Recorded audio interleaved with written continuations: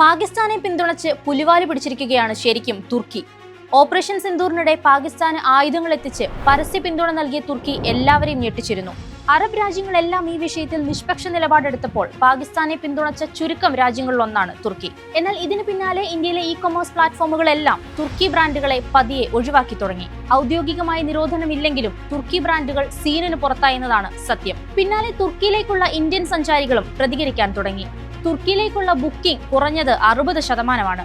മുൻകൂട്ടി പ്ലാൻ ചെയ്ത യാത്രകൾ റദ്ദാക്കുന്നത് 250% വർദ്ധിച്ചു. അതിനിടെ തുർക്കി യാത്രകൾ ഇന്ത്യക്കാർ ഒഴിവാക്കരുതെന്ന് അഭ്യർത്ഥിക്കുന്ന ഒരു കത്തും തുർക്കി ടൂറിസം വകുപ്പിന്റേതെന്ന പേരിൽ സോഷ്യൽ മീഡിയയിൽ പ്രചരിക്കുന്നുണ്ട്.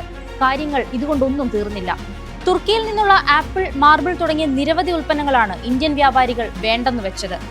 ആപ്പിളുകളടക്കം ഇന്ത്യ തുർക്കിയിൽ നിന്നും ഇറക്കുമതി ചെയ്തിരുന്നത് 1200 കോടി രൂപയിലധികം പഴവർഗ്ഗങ്ങളാണ്. തുർക്കിയിൽ 3000 കോടിക്ക് മാർബിൾ വാങ്ങാനുള്ള കരാറിൽ നിന്നും ഉദയ്പൂരിലെ വ്യാപാരികൾ പിന്മാറിയെന്നും വാർത്തകളുണ്ട്. ഒരു വർഷം 1 ലക്ഷം കോടി രൂപയ്ക്ക് മുകളിലുള്ള വ്യാപാരമാണ് ഇന്ത്യക്കും തുർക്കിക്കും ഇടയിലുള്ളത്. ഇത് നഷ്ടമാക്കി തീവ്രവാദം തകർത്ത പാകിസ്ഥാനെ പിന്തുണയ്ക്കാനുള്ള കാരണം എന്താകും? അതെന്തായാലും തുർക്കിക്ക് നഷ്ടമാകുന്നത് ഇന്ത്യ എന്ന വലിയ വിപണിയും ഏതാപത്തിലും ഓടിയെത്തുന്ന സൗഹൃദവുമാണ്. ഓപ്പറേഷൻ സിന്ദൂർ കേവലം ഒരു സൈനിക നടപടി മാത്രമായിരുന്നില്ല.